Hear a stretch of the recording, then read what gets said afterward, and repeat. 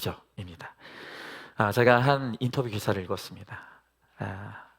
한 여자의 이야기인데 이 여자는 134cm의 아주 키 작은 척추장애를 앓고 있는 여인이에요. 여러분, 이것만 봐도 인생에 얼마나 우여곡절이 많았을지 짐작이 되시죠? 가난한 집에 맏딸로 태어난 이분은 초등학교만 졸업하고 너무 집안이 가난했기 때문에 14살 때부터 남의 집에 식모살이를 했습니다. 그러다 비참한 삶을 벗어나고자 직업훈련원에 들어가서 편물 기술을 배우기 시작했다는 거예요.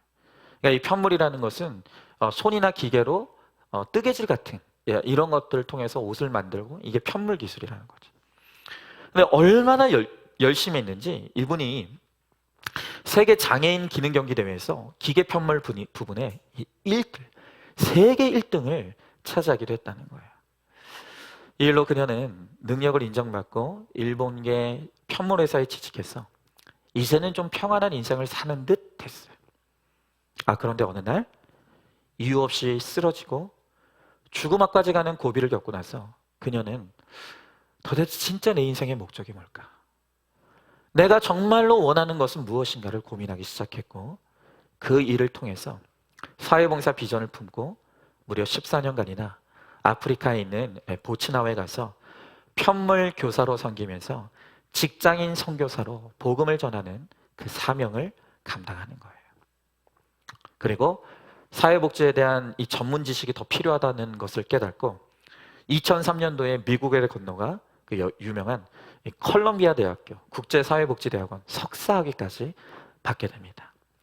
이분이 누구냐 하면 이분은 바로 청춘아, 가슴 뛰는 일을 찾아라의 저자 김혜영 선교사입니다.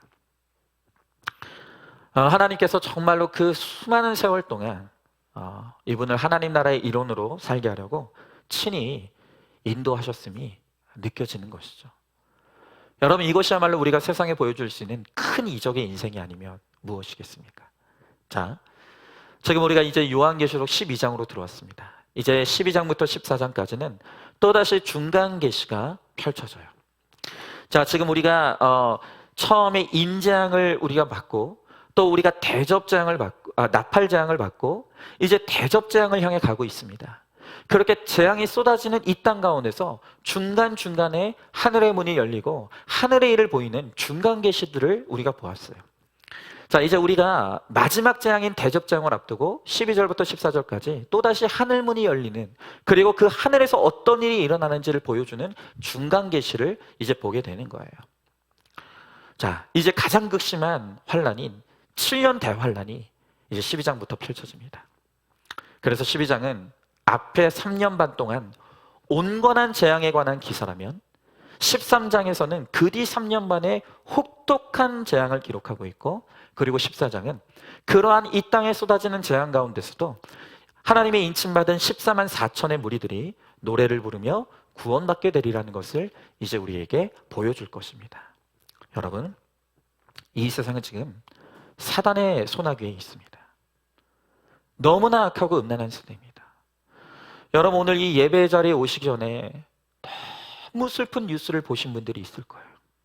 간밤에 헬로윈 대회를 맞이해서 무려 10만 명의 젊은 청년들이 이태원에 몰려들었다가 그만 그곳에서, 제가 일부 예배 때 기사를 볼 때는 149명이 압살을 당해서 죽었다는 기사를 들었는데, 제가 2부 예배 들어오기 전에 기사를 보니까, 뉴스를 보니까 사망자가 더 늘어났어요.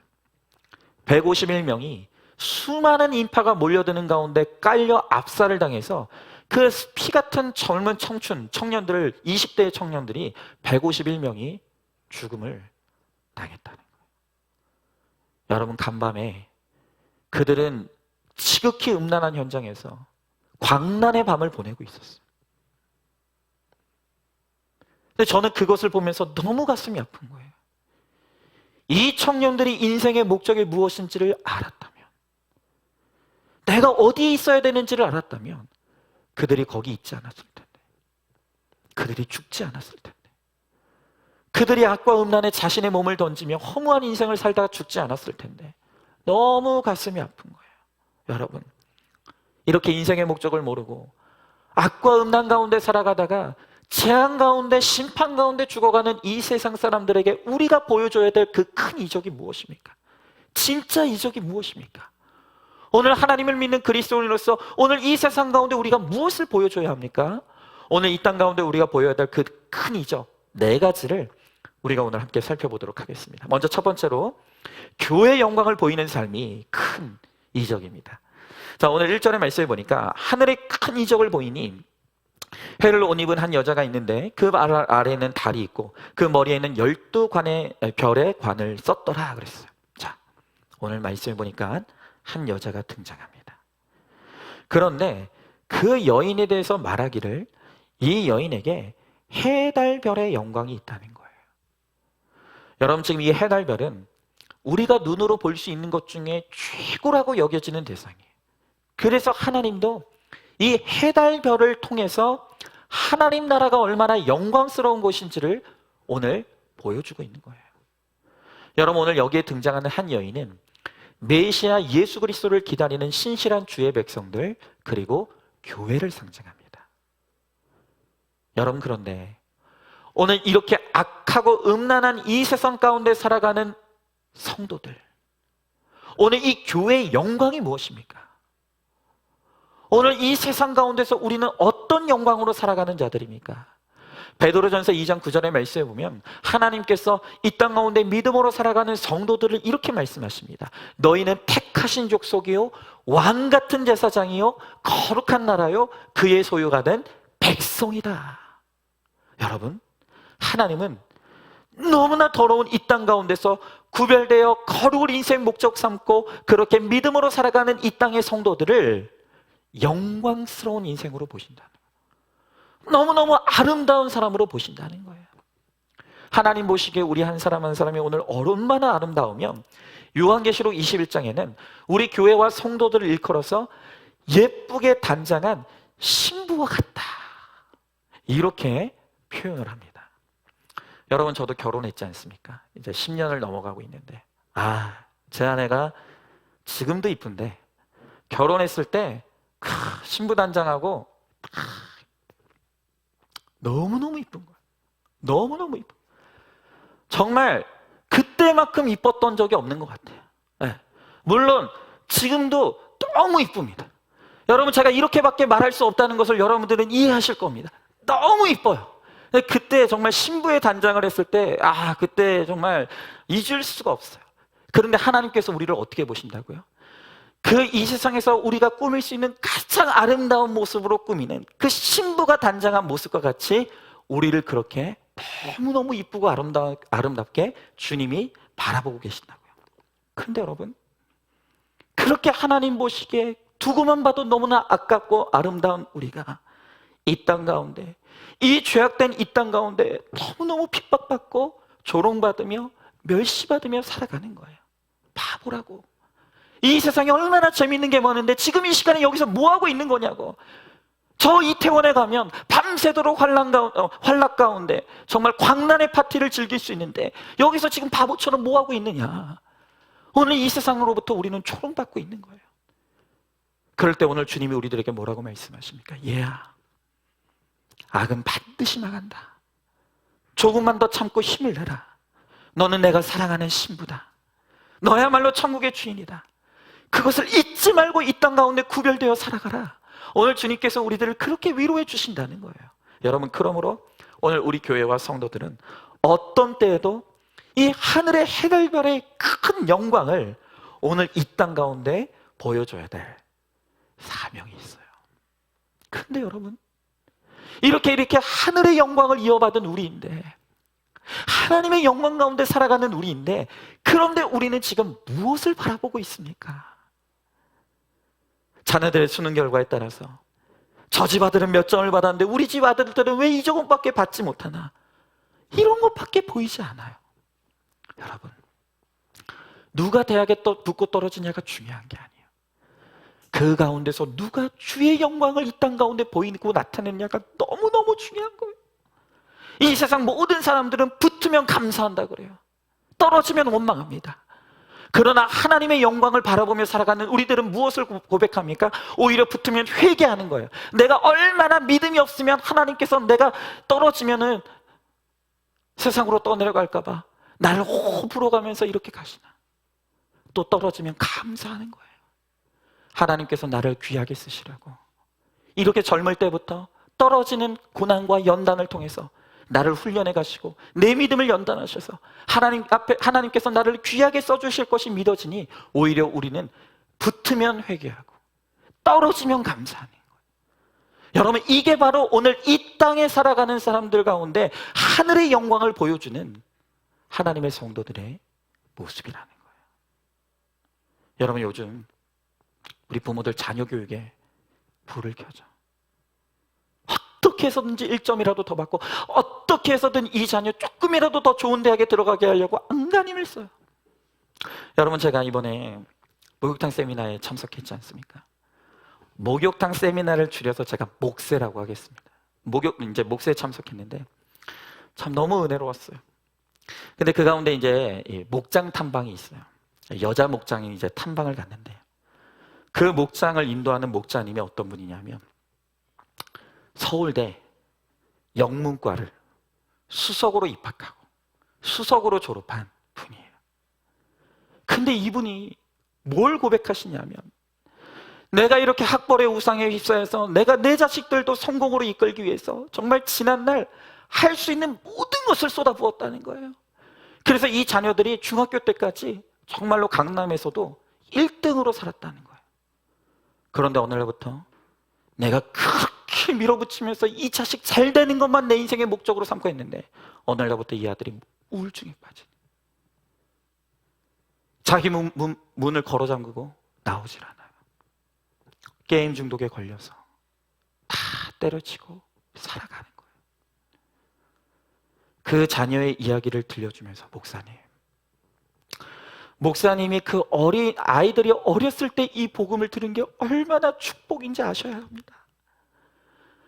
제가 내 아이를 이 세상에 인류로 키우기 위해서 그렇게 노력하는데 지금 이 아들이 자기 방문을 걸어 잠그고 우울증에 빠져서 저렇게 살아가는 모습을 바라보면서 제가 깨달은 것이 아이를 평범하게 키우는 것이 얼마나 큰 축복인지, 이 아이들에게 어렸을 때부터 말씀을 가르치고 말씀으로 인도받는 인생을 살아가게 하는 것이 얼마나 큰 축복인지를 자기는 깨달았다고. 그러면서 나를 보시고 목사님 제발 이 아이들에게 말씀을 가르쳐달라고, 이 아이들을 평범하게 길러달라고, 그것이 최고라고 그렇게 외치는 그것을 제가 이번에 듣고 왔어요. 여러분, 물론 그렇다고요 제가 고학력이 나쁘다는 게 절대로 아니에요. 여러분, 믿음은 치우친 게 아니에요. 여러분, 사명을 이루기 위해서 때로는 좋은 학벌도 필요해요. 여러분, 그래서 아까 말씀드렸던 그 목자님이 자기 학력을 언제 사용하는 줄 아십니까?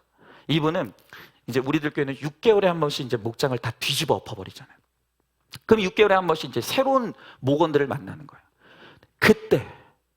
그때 이 목원들을 좀 집중시키기 위해서 저는 서울대 영문과를 수석으로 입학하고 수석으로 졸업하는 사람입니다.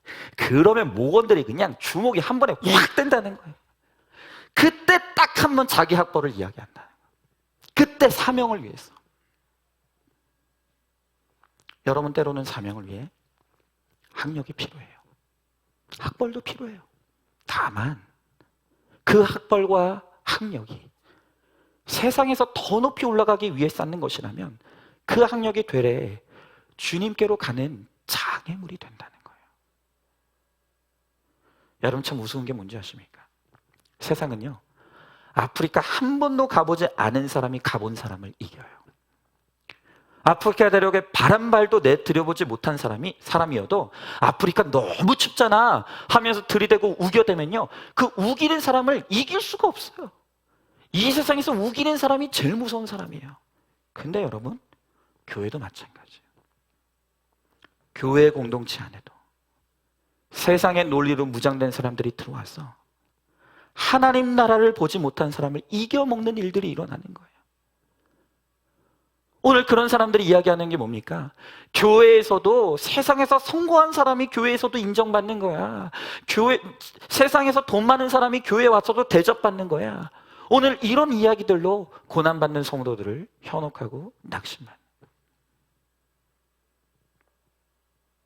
여러분, 그러나 인정하든 안 하든 오늘도 이 땅에서 하늘의 해달별에 하나님의 영광을 본 사람들이 하나님의 영광 가운데 사람을 살려내는 영광스러운 인생을 살아가는 거예요.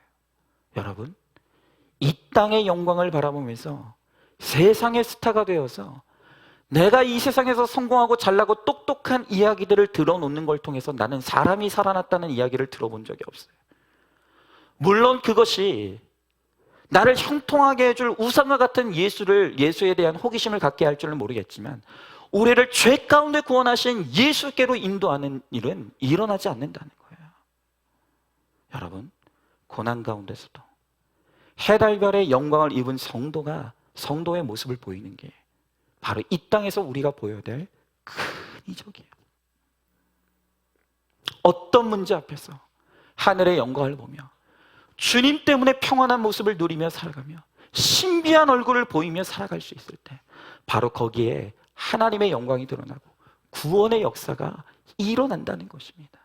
한번 질문해 보세요. 교회 안에서도 누가 성공했냐, 누가 잘났냐, 누가 더 큰 평수의 아파트에 사냐, 이런 것들만 보고 있지는 않습니까? 고난 가운데서도 해달별을 입은 지체들의 영광이 내게도 임하기를 간절히 소원하며 기도하고 있습니까?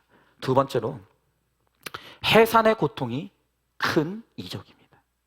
자, 오늘 이전의 말씀에 보니까 이 여자가 아이를 베어 해산하게 되며 아파서 애를 쓰며 부르짖더라 그랬어요. 자, 지금 이 한 여자가 아이를 뱄어요. 해산의 때가 찾아 아파서 애를 쓰며 부르짖는 거예요.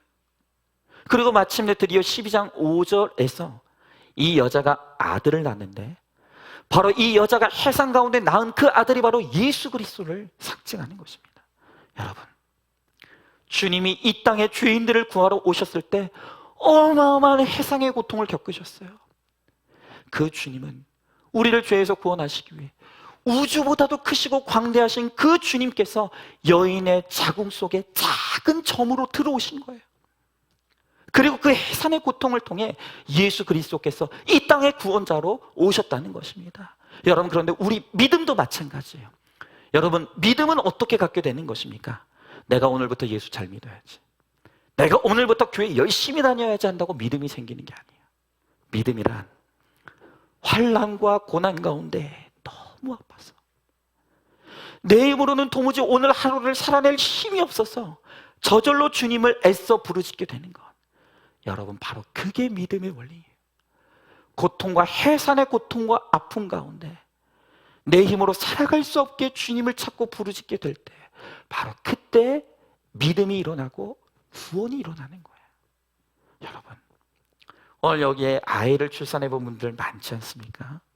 해산할 때 힘이 주어지지 않으면 너무너무 큰 위기예요.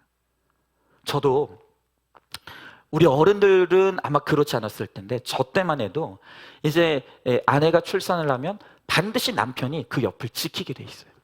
그래서 제 아내는 저 작은 몸으로 이제 아이들을 다 이제 자연 분만을 했는데, 그때 옆에서 제 아내가 아이를 낳는 과정을 제가 다 봤죠. 그때 옆에서 간호사가 계속해서 산모한테 요구하는 게 뭐죠? 힘 주라고. 힘 빠지면 안 된다고. 힘 주라고. 끊임없이 힘을 줘야 된다고 이야기하는 거예요. 여러분, 우리도 그렇습니다. 어떤 때에도 내가 부르짖지 않는다면 그게 진짜 위기인 거예요. 구원받아야 되는데 아프지 않아요. 오늘 내 자녀들이 예수와 상관없이 이 세상에서 너무나 악하고 음란하게 살아가는데도 그 모습을 바라보면서 애통함이 없어요. 여러분, 이렇게 해산의 고통이 느껴지지 않기 때문에 우리가 영적으로 아이를 베지도 못하고 출산하지도 못하는 거예요. 여러분, 우리 가운데 그런 분들이 있어요.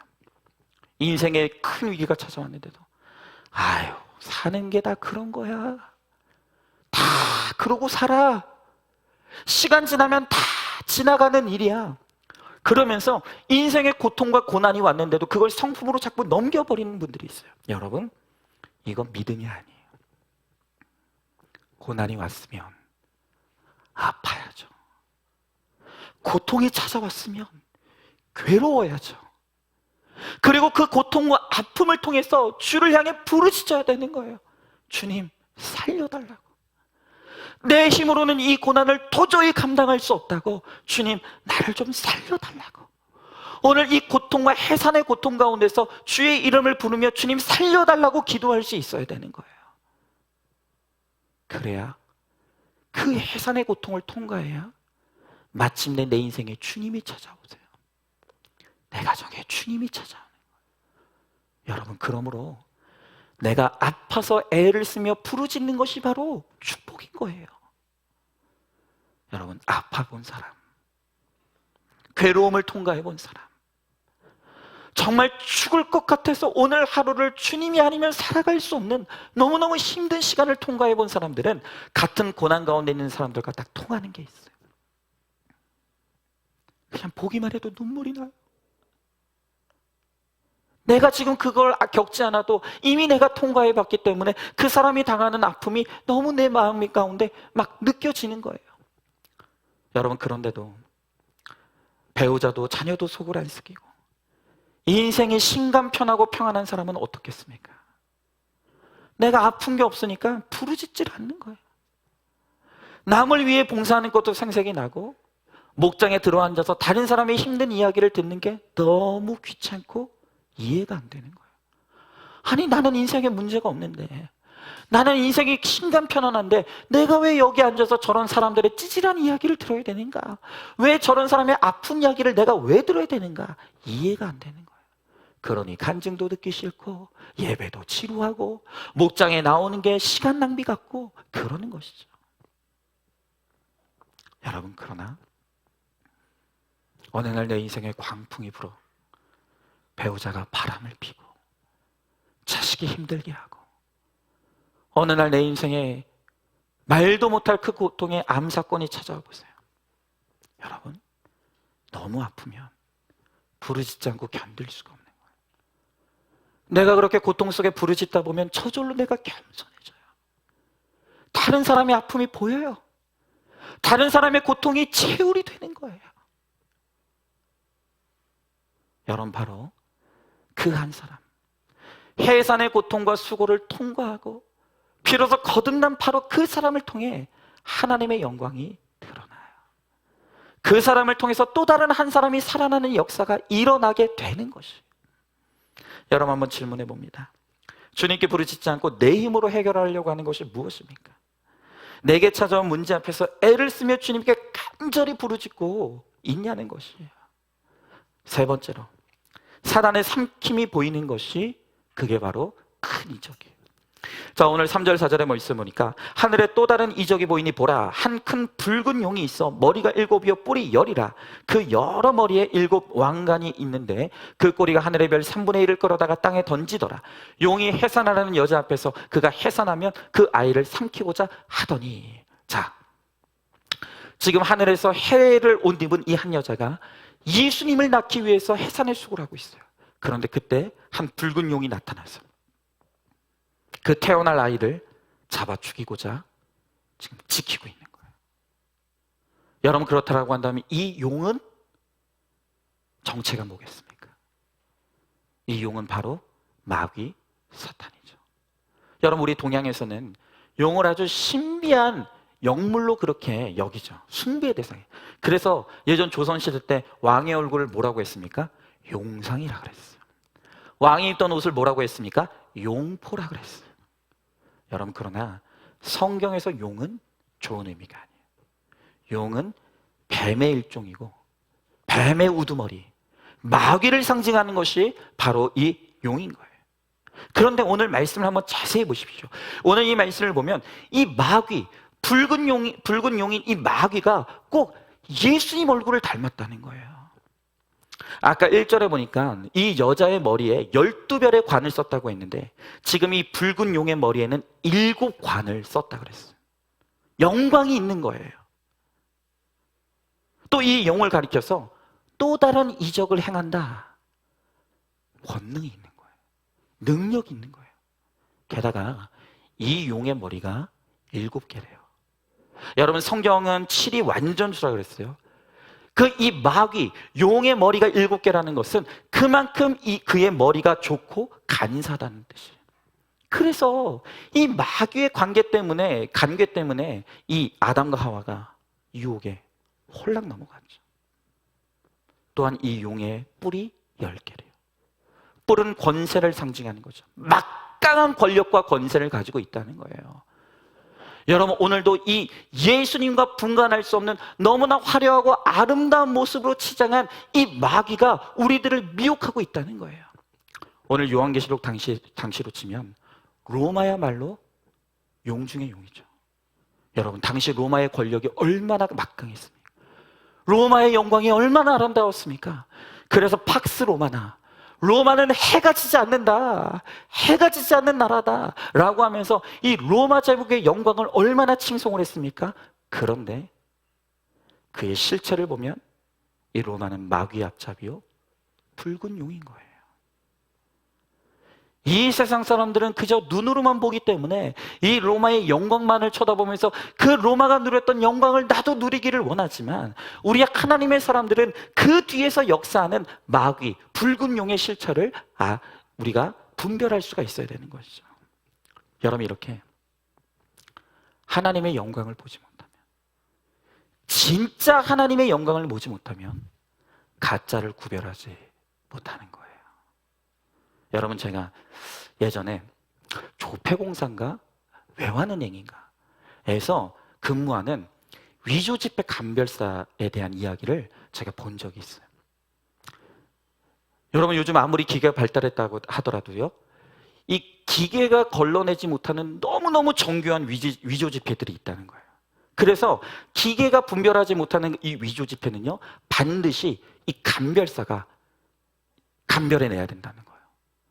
그래서 제가 그 프로그램을 보니까, 그러면 어떻게 위조 지폐와 진짜 지폐를 감별해낼 수 있는가? 방법이 뭐냐라고 물었더니 이분이 하는 얘기가 뭐냐 하면, 가짜를 구별하기 위해서는 가짜를 연구하면 안 된다는 거예요. 가짜를 구별해내기 위해서는 진짜를 연구해야 된다는 거예요. 진짜 지폐에 대한 특징을 정확하게 알면 가짜는 자동적으로 구분이 된다는 거예요. 마찬가지로 우리가 가짜 모습을 하고 있는 이 붉은 용 마귀를 구분하기 위해서는 진짜 영광이 예수 그리스도를 만나야 되는 거예요. 진짜 영광인 하나님의 영광을 맛봐야 되는 거예요. 하나님의 영광을 맛보고 예수 그리스도를 만난 자들은 붉은 용이 아무리 예수님처럼 모습을 하고 있어도 분별해낼 수가 있는 거예요. 여러분, 사단은요, 하나님의 나라가 확장되는 것을 싫어해요. 그래서 우리의 전도를 방해하고 예수씨가 퍼져나가는 것을 방해하고 내가 거듭나는 걸 방해해요. 그런데 문제는 뭐라고요? 이 붉은 용이 너무 예수님 같은 거예요. 아니, 예수님보다 더 예수님 같은 모습으로 우리 눈앞에 딱 나타나요. 너무 아름다워요. 너무 멋있어요. 너무 성격이 좋아요. 너무 능력이 있어요. 그러니까 거기에 분별이 안 돼서 푹 빠져서 불신교제, 불신결혼으로 다 빠지는 거예요. 내 배우자가 너무 능력이 많아서 돈을 벌어다 주니까 우리가 그가 예수님인지 마귀인지가 분간이 안 되는 거예요. 여러분, 어떤 분이 모태신앙인데 학창시절에 예수님을 믿지 않았어요. 떠났어요. 그러다 불신결혼을 하고 힘든 결혼 생활을 버티지 못해서 이혼했어요.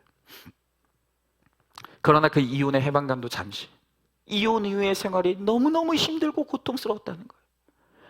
그런데 이분이 그 고통 때문에 다시 예전에 내가 믿었던 그 예수님을 믿는 믿음으로 돌아왔어요. 예수님을 믿어서 한 귀신이 나갔죠. 그런데 신앙생활을 하다 보니까 예수님을 다시 만난 그 기쁨과 감격은 다 사라지고 어느새 너무 고독하더라는 거예요. 너무 외롭더라는 거예요. 결혼 생활이 다시 그리워지더라는 거예요. 그래서 이분이 이번엔 누굴 만났느냐? 목사님을 만났대요. 근데 문제가 뭔지 아십니까? 이 목사님이 유부남이에요. 이혼도 안 하고 별거 중이었대요. 그런데 이분은 생각하기를 목사니까 신결혼 아니야? 목사니까 신결혼 아니야? 하고 잭가다 그냥 결혼했다는 거예요. 그런데 이 목사와의 두 번째 결혼이 이분에게 10,000배의 아픔을 가져다 주었다는 거예요. 분별이 안 돼서 못해서 한 귀신이 나갔는데 7귀신이 들어온 셈인 거예요. 여러분, 목사면 유부남이어도 괜찮습니까? 목사는 다 좋은 사람입니까? 이 목사라는 겉모습만 보고 분별이 안 되니까, 이 예수님인지 막인지가 분별이 안 되니까 그냥 넘어가는 거예요. 여러분, 제가 이번에 우리들 교회 목회를 가보니까 아까 말씀드렸던 그 여자 목장에 제가 탐방을 갔더니 거기에 목원이 6명이 있었어요. 그런데 그 6명의 목원 중에 2분이나 목회자 남편의 고난 때문에 거기에 앉아있는 거예요. 내가 젊은 시절에 이 사람이 너무너무 믿음이 좋아 보이는 사람이어서 내가 사모가 되겠다고 결혼했는데 막상 딱 결혼해 보니까 바람을 피우는 거예요. 사역 다 때려치우고 엉뚱한 짓들을 하면서 살아가는 거예요. 여러분, 왜 이런 일이 일어납니까? 하나님의 영광을 보지 않기 때문에,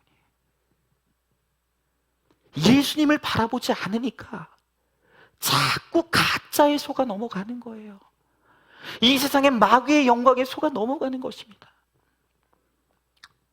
여러분, 그러므로 우리는 끊임없이 오늘도 예수 씨를 삼키려 하거니 이 마귀의 괴계를 잘 분별해야 돼요.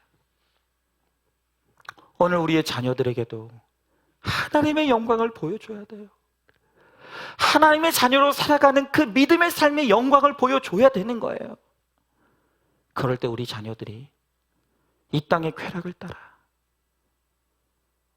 저 죄악된 도성에서 자기의 몸을 던져서 그렇게 죄악과 음란 가운데 살아가다가 죽어가는 허무한 인생이 되지 않을 수가 있는 것이에요.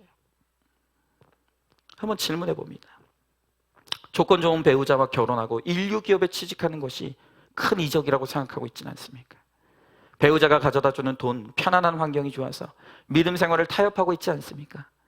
내가 사탄의 괴계에 넘어가고 있는 일은 무엇입니까?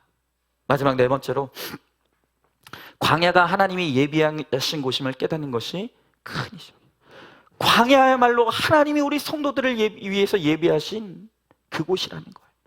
자, 오늘 5절의 말씀에 보니까 여자가 아들을 낳으니 이는 장차 철장으로 만국을 다스릴 남자라. 그 아이를 하나님 앞과 그 보좌 앞으로 올려가더라. 여러분, 마침내 이 여자가 해산의 수고와 고통, 고난을 통과하여 예수 그리스도를 낳았어요. 여러분, 이 예수님은 장차 철장으로 만국을 다스릴, 세상을 통치하실 분이라네요. 여러분, 그러므로 우리가 예수를 믿는다는 것은 곧 세상을 다스리고 통치하게 된다는 것을 의미하는 거예요.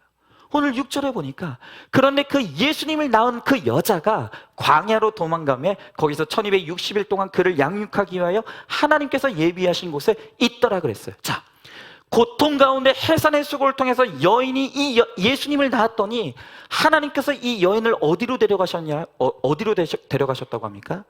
광야요. 그런데 이 광야가 어떤 곳이라고요?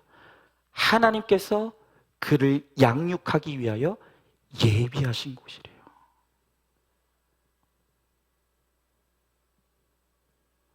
자, 그런데 또 한번 오늘 말씀 보니까 이 여인을 광야로 가도록 만들어준 것이 누구입니까? 그가 바로 7머리와 10뿔을 가진 붉은 용의 핍박. 이 핍박이 이 여인을 광야로 데려가는 거예요. 즉, 이 여자가 하나님이 예비하신 광야로 가도록 붉은 용 마귀가 오히려 통로의 역할을 했다는 거예요. 여러분, 우리의 구원의 여정도 그렇습니다. 오늘 이 붉은 용과 같은 나를 핍박하고 나를 힘들게 하는 배우자, 부모, 자녀, 상사가 오늘 이들이 나를 괴롭게 하고 이들이 나를 고통스럽게 하니까 이들의 수고와 이들의 노력을 통해서 우리가 하나님 앞으로 갈 수가 있는 거예요. 여러분, 우리 인생이 심간 편하고 우리 인생에 아무 문제가 없으면 누가 제 발로 광야로 가겠습니까? 그런데 오늘 나를 위해 수고하는, 나를 힘들게 하고 고통스럽게 하는 그들이 내 옆에 붙어서 나를 떠나지 않으니까 우리가 하나님만 기다리고 계시는, 하나님이 나를 위해 기다리고 계시는 그 광야로 가는 거예요. 여러분, 하나님이 나를 훈련하고 양육하기 위해서 예비하신 곳은 왕궁이 아니라 광야예요. 우리를 양육하고자 세상으로부터 나를 차단하시는 것이 주님의 보호하심으로요. 철저하게 외로운 광야. 사람이 아무도 없는 그 밤모섬으로 우리를 이끄시는 것은 절묘한 하나님의 세팅이에요. 바로 그 자리에서 하나님은 우리를 기다리고 계신다는 거예요. 여러분, 하나님이 왜 나를 광야에 두시는가? 왜 나를 하나님 말고는 아무것도 기댈 곳이 없는 환경, 하나님 말고는 아무도 기댈 곳이 없는 그런 너무나 고독하고 외로운 그 환경에 하나님은 왜 나를 두시는가? 그것은, 이것이 바로 주님의 보호막이라는 거예요. 세상이 다 떠나간 그 광야의 환경을 통해 하나님은 내가 주님 안에 있도록, 주님만 바라보도록, 믿음으로 살아갈 수 있도록 하나님이 나를 보호하신다는 거예요. 여러분, 저는 계속 오늘 말씀드리지만 간밤에 광란의 밤을 보내며 그 10만 명의 젊은이들이 그 이태원에 몰려들었다는 이야기, 그리고 그 이태원에서 악과 음란 가운데 광란의 파티를 벌이며 그렇게 밤을 지새우다가 151명의 생떼 같은 우리 젊은이들이 그곳에서 압사당했다는 이 죽음의 소식을 들으면서 마음이 너무 아픈 거예요. 그들이 젊음이 있으니까, 건강이 있으니까, 힘이 있으니까, 오늘 이 세상에서 내가 즐겁게 지내고 있는 그 주변의 친구들이 있으니까 끊임없이 세상으로 나가는 거예요. 그 젊음을 가지고, 힘을 가지고, 능력을 가지고, 돈을 가지고. 그것으로 하는 짓이 무엇입니까? 악하고 음란한 세상 가운데서 그 죄와 음란에 내 몸을 던지면서 죄악 가운데 살아가다가 허무하게 죽어가는 거예요. 여러분은 뭐 다릅니까? 여러분은 돈이 있었으면 여기 있었을 것 같습니까? 여러분들에게 정말 기가 막힌 건강이 있었다라고 한다면 그 건강 가지고 과연 지금 여기에 있을까요? 오늘 여러분들에게 정말 능력이 너무너무 많아서 나를 찾아주는 사람이 많고 나를 불러주는 곳이 너무너무 많다라고 한다면 그럼에도 불구하고 오늘 여러분들이 여기 있었을 것이냐고요? 아니에요. 아니에요.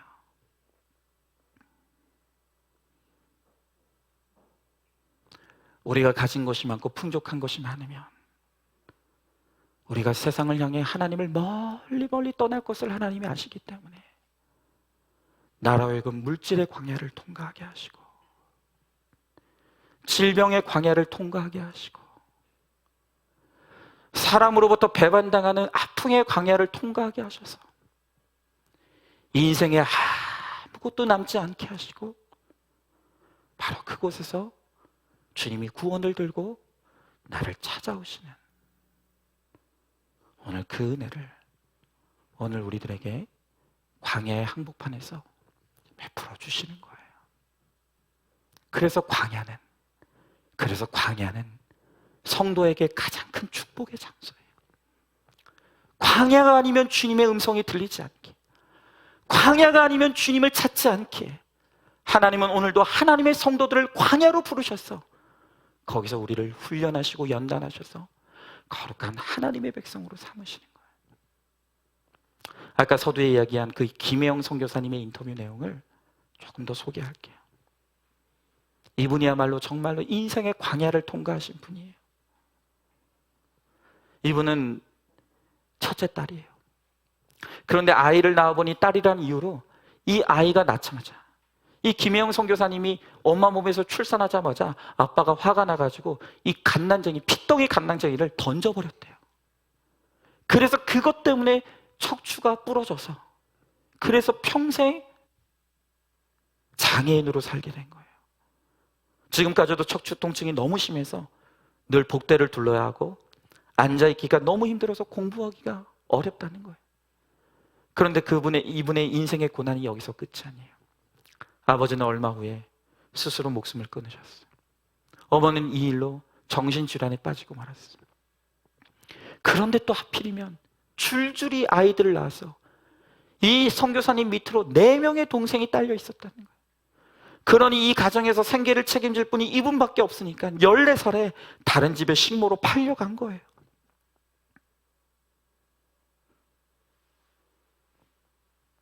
그래서 초등학교 졸업하고 어쩔 수 없이 남의 집 살이를 하면서 다른 아이들이 교복 입고 학교 갈 때 그 모습을 너무 부러운 모습으로 쳐다보며 살았어요. 그러다가 내가 이렇게 살다가는 도저히 내 가족들을 건사할 수 없으니까 살기 위해서 직업훈련학교에 들어가서 공부하게 됐다는 거예요. 여러분, 그런데 그렇게 내가 살아야만 하기 때문에 살기 위해서 들어갔던 그 직업훈련학교에서 이분이 예수님을 만났어요. 그 학교에 들어갔더니 부모도 나를 버리고 부모도 나에게 관심을 기울이지 않았는데 그 학교에 예수 믿는 친구들이 자신을 너무 따뜻하게 돌봐줬다는 거예요. 자신의 앞날을 걱정해줬다는 거예요. 그런데 그 친구들의 관심과 사랑이 너무 고마워서 그 친구들이 예수 믿고 우리 교회 가자고 할 때 그것을 통해서 교회에 따라가게 됐다는 거예요. 그리고 거기서 예수님을 만나게 돼요. 예수님의 영광을 보게 된 거예요. 몇 년 전에 이 혜영 씨의 이야기가 담긴 책이 출간됐어요. 근데 그 책에 그녀의 스승인 컬럼비아 대학교의 모이라 교수가 이런 추천사를 써줬대요. 들어보세요.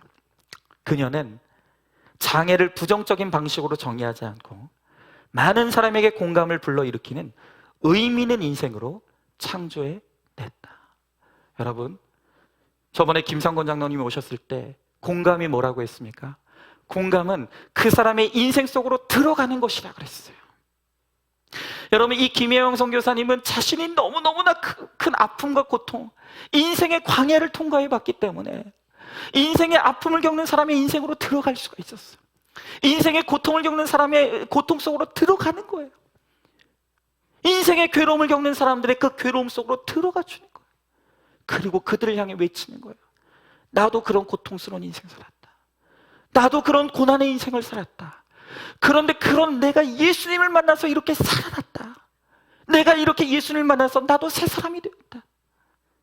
나의 지난날의 고난과 아픔이 예수님을 만나게 되니까 그것이 별이 되어서 또 다른 고통 가운데 방황하는 영혼들을 주님께로 인도하는 거예요. 오늘 그녀가 이런 이야기를 합니다. 저도 제 삶을 포기하고 싶었습니다. 매일 포기하고 싶었습니다. 그렇지만 내가 오늘 죽고 없어져도 세상은 돌아가지 않습니까? 내가 죽는다고 세상은 하나도 바뀌지 않습니다. 내가 죽어도 저 별은 떨어지지 않고 어제와 같이 빛날 텐데 그러면 내가 죽는 것이 무슨 소용이 있겠습니까? 그래서 다짐했습니다. 죽더라도 오늘은 살아내고 죽자. 오늘은 살아내고 죽자. 여러분, 예수 믿는 사람의 인터뷰는 이래야 돼요. 예수 믿었더니 잘 됐다고요? 형통하다고요? 내 자식이 잘 먹고 잘 산다고요? 내가 부자 됐다고요? 여러분, 그런 자기 자랑은 또 그것을 듣는 사람을 열등감에 빠지게 만들어요. 비교의식에 빠지게 만들어요. 오히려 듣는 사람으로 하여금 자신을 더 비참하게 만드는 거예요. 오히려 정말로 사람을 살려내는 간증의 노래는 나의 비참한 환경 가운데 나를 만나주신 주님, 죄악 가운데 인생의 목적을 모르고 방황하고 있을 때 나를 찾아오신 주님, 그리고 그 인생의 밑바닥에서 나를 만나주신 그 주님으로 인해서 내 인생에 소망이 생겼고 내 인생이 거룩하게 되었고 내 삶이 변화되었다는 것을 고백하는 그 예수를 자랑하는 그 고백이 다른 사람을 살려내고 죽을 수밖에 없었던 영혼들을 다시 한번 살 수 있는 소망을 주는 생명의 간증이 되는 거예요. 이분이 이런 얘기를 마지막으로 해요. 건강한 몸으로 살아간다면 얼마나 좋을까? 가끔은 아쉽기도 합니다. 하지만 제가 건강했다면 놓치는 것들이 많았을 것입니다. 내가 견뎌낼 만한 고통이 있다는 것은 축복 중에 축복입니다. 내가 견뎌낼 고통이 있다는 것은 축복 중에 축복입니다. 여러분, 하나님께서 우리의 고난 중에 우리를 만나주시고 죄악 가운데 있던 우리를 만나주셔서 하나님을 만난 우리의 상처와 사연과 아픔이 별이 되게 하시고 약재료가 되게 하셔서 또 다른 병든 자들, 또 다른 아픈 자들, 또 다른 괴로운 자들을 살려내는 그러한 인생으로 하나님께서 우리를 쓰시기를 원하신다는 거예요. 여러분, 우리는 힘든 환경을 광야에 빗대곤 하죠. 여러분, 광야 같은 곳이 또 어디 있겠습니까? 광야는 정신적, 육체적으로 버림받은 인생을 단단하게 합니다. 하나님은 광야에서 구원을 들고 우리를 기다리고 계시는 거예요. 사람이 아무도 없는 그 광야, 내가 믿을 곳이 아무것도 없는 그 광야, 내가 피할 곳이 없는 아무것도 없는 그 광야야말로 하나님이 나의 거룩과 구원을 위해서 예비해 두신 바로 그 한 곳이라는 거예요. 그러므로 우리도 우리 인생의 광야의 한복판에서 내가 고난당하고 고통당할 수밖에 없는, 울부짖을 수밖에 없는 그 고통의 한복판에서 우리가 주의 이름을 부르고 우리가 주님을 만남으로 주님을 만난 내 고통, 주님을 만난 내 고난, 주님을 만난 지난날의 나의 수치와 죄가 반짝반짝 빛나는 별이 되어서 또 다른 영혼들을 옳은 대로 인도하는 데 쓰임받는 아름다운 영광스러운 인생으로 살아가게 되는 저와 여러분, 우리 모두가 될 수 있기를 주님의 이름으로 간절히 축복합니다. 오늘 이 시간 우리 찬양하고 함께 기도하기 원해요. 여러분, 저는 오늘 이 예배를 들어오면서 마음이 너무너무 아픈 거예요. 새벽에 일어났는데 우연히 핸드폰을 켜고 뉴스를 보니까 149명이 죽었다는 거예요. 저는 다른 나라 이야기인 줄 알았어요. 그런데 지난밤에 저 이태원에서, 우리나라 서울 한복판에서 우리 젊은이들이 압사당해서 죽었다는 거예요. 왜 그들은 거기 가야만 했을까? 왜 그들은 거기서 그렇게 죽어야만 했을까?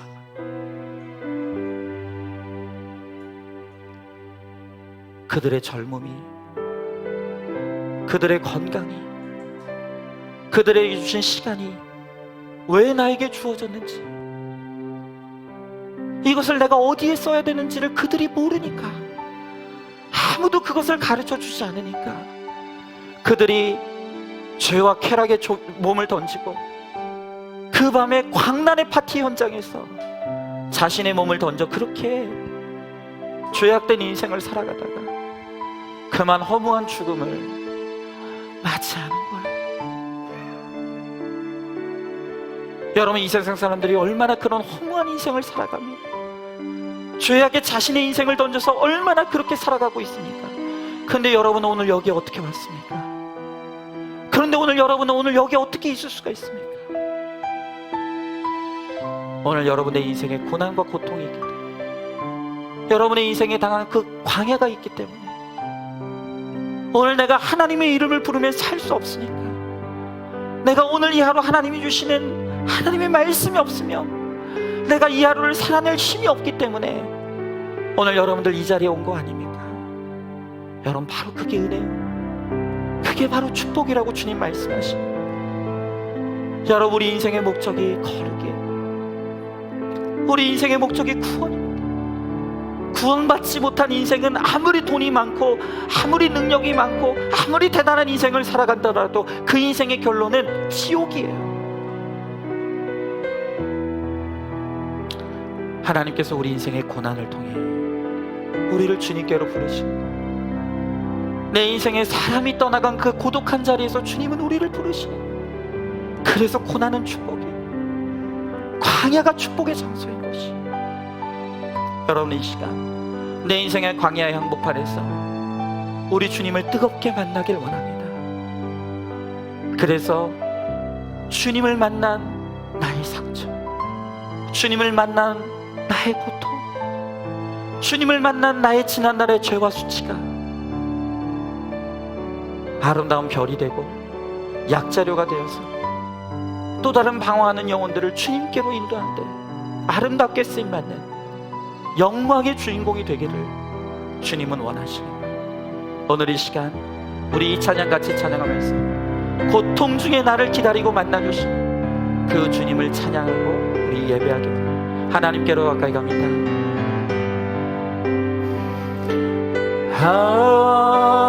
하나님께로 더 가까이 갑니다. 고통 가운데 계신 주님, 변함없는 주님의 크신 사랑, 영원히 주님만을 섬기니. 다시 한번 찬양합니다. 하나님께로, 하나님께로 더 가까이 갑니다. 고통 가운데 계신 주님, 아멘. 변함없는 주님의 크신 사랑, 영원히 주님만을 섬기니. 한 번만 더 찬양합니다. 하나님께로,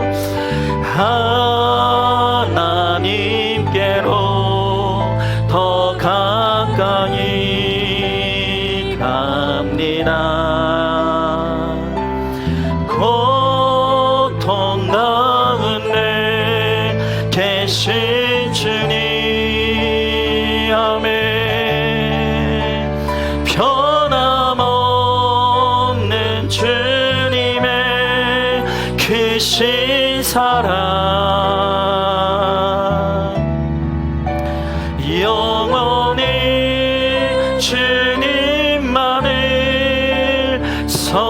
우리 마지막으로 한 번만 더 찬양합니다. 하나님께로 갑니다.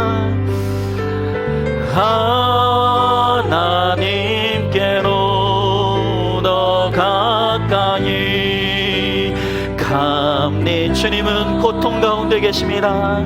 고통 가운데 계신 주님, 아멘. 변함없는 주님의 크신 사랑, 영원히 주님만을 섬기니. 아멘. 이 시간 우리 한번 찬양하기 원합니다. 오늘 하나님께서 오늘 이 시간 우리의 고난과 고통 중에 우리를 만나시길 원하신다고 말씀하십니다. 오늘 우리 인생의 깊은 광야의 한복판에서 주님이 우리에게 구원을 들고 찾아오신다고 주님 말씀하십니다. 우리는 우리 인생이 반짝반짝 빛나길 원합니다. 그저 이 세상에서 우리가 잘되고 형통하고 내 인생이 내 뜻대로 잘되기만을 원합니다. 그러나 그렇게 우리 인생이, 내 인생이 빛이 나고 내 인생이 잘되면 오늘 그것으로 우리가 하나님께 영광을 돌리는 것이 아니라 이 땅의 영광을 바라보며 이 땅만 쳐다보고 오늘 이 땅의 죄악 가운데 살아갈 것을 주님이 너무나 잘 아시기 때문에 이 세상에 우리가 원하고 우리가 바라던 그 모든 것들이 사라져버린 그 광야의 한복판에서 주님은 우리의 구원을 들고 우리를 찾아오시고 고통 중에 우리를 주님 만나주셨어. 주님을 만난 나의 고통, 주님을 만난 나의 아픔, 주님을 만난 지난날의 나의 죄악이 이제는 나의 약자료가 되어서 또 다른 자들을 생명으로 이끄는 사명의 주인공으로 우리를 삼으시길 원하신다고 주님 말씀하십니다.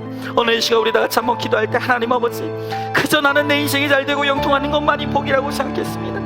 그러나 그것이 오히려 나에게 저주가 되고 내가 하나님을 떠날 수밖에 없다는 것을 주님이 아시기에 모든 것이 떠난 그 자리에 광야의 양복반에서 주님이 나를 만나주시고, 하나님 주님을 만난 나의 고통과 아픔과 괴로움과 나의 죄를 하나님 나의 약재로 꺼내놓아 또 다른 사람을 살려내라고 말씀하시오니, 이제는 인생의 목적을 거룩 삼고 이제는 내가 주님을 위하여 살게 하여 주시옵시고, 정말 하나님 내가 다른 사람을 영혼 구원을 위해서 쓰임받는 거룩한 통로가 될 수 있도록 주님 우리를 사용해달라고 오늘 이 시간 특별히 우리 함께 기도할 때 오늘 간밤에 죽어간 그 젊은 영혼들을 위해서 우리 한번 기도하기 원합니다.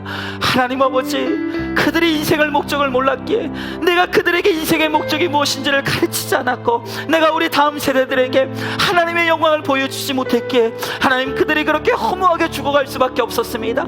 오늘 이 시간 우리 하나님, 우리 다음 세대 젊은이들을 위해서 기도할 때 하나님 그들이 정말 방황하지 않게 하여 주옵시고, 우리가 그들에게 복음을 전하고 그들에게 하나님의 영광을 나타내고 보여주므로 하나님 아버지 우리의 젊은 영혼들이 주님께로 돌아올 수 있도록, 하나님 우리의 자녀들이 주님께로 다시 돌아올 수 있도록 주님 우리가 복음의 증거가 될 수 있도록 주님 함께 해달라고 오늘 이 시간 우리 말씀을 이어가며 함께 기도하며 나가도록 하겠습니다. 기도하겠습니다. 사랑의 은혜가 충만하신 하나님 아버지, 주님의 귀한 사랑과 은혜를 감사드립니다. 하나님 아버지, 오늘도 이 예배 자리로 이 말씀이 있는 공동체로 우리 불러주시고 다시 한번 하나님 아버지 우리가 바라봐야 될 진짜 영광이 무엇인지, 정말 우리가 하나님 아버지 간절히 소망해야 될 진짜 영광이 무엇인지를 우리가 바라보며 나갈 수 있도록 은혜를 베풀어 주시길 바랍니다. 하나님 아버지, 오늘 우리는 이 세상의 가짜 영광을 바라보며 그 가짜 영광을 쫓아 너무나 허무하고 고생하는 삶을 살아왔습니다. 그러나 이제는 하나님의 영광을 바라보라고 말씀하십니다. 저 하늘의 구원의 영광을 바라보라고 주님 말씀하십니다. 하나님 하늘을 바라보는 인생이 되라고 이 땅의 영광을 다 걷어내시고 하나님 고통 중에 우리를 만나 주셨사오니, 주여 나의 하나님 아버지, 이제는 예수 그리스도를 바라보며 하늘의 영광을 바라보며 우리가 이 땅에서 신비한 얼굴을 하며 복음을 증거하는 인생이 되므로 하나님 아버지 나를 통해서 하나님 아버지 상처받고 고난당하는 영혼들, 죄악 가운데 방황하는 영혼들이 하나님 아버지 주님께로 돌이킬 수 있도록 주여 나의 하나님 아버지 함께하여 주시옵소서. 하나님 아버지 간밤에 정말 하나님 아버지 허무하게 죽어간 하나님 151명의 영혼들이 있음을 봅니다. 주여 나의 하나님 아버지, 하나님 아버지 그들이 주님을 몰랐기에 인생의 목적을 몰랐기에 죄악 가운데 살아가다가 그렇게 허무한 죽음을 맞이했사온데, 하나님 아버지 우리의 자녀들과 우리의 젊은이들이 아버지 그러한 죽음을 맞이하지 아니하도록 우리가 복음의 증거자의 삶을 살아갈 수 있도록 주여 아버지 함께하여 주옵시고, 주여 우리 자녀들을 불쌍히 여겨 주시옵소서. 주님 믿습니다. 하나님, 우리는 이 땅의 스타가 되고 싶었고 이 땅에서 빛나는 인생이 되고 싶었고 이 땅의 영광을 취하여 잘 나가는 인생이 되고 싶었습니다. 그래서 이 땅만 바라보고 이 땅에 속하여 이 땅을 집착하며 살아갔지만 이 땅에는 내가 원하는 그런 영광이 없었습니다. 그러나 여전히 우리의 야망이 포기가 되지 않습니다. 우리의 욕심이 포기가 되지 않습니다.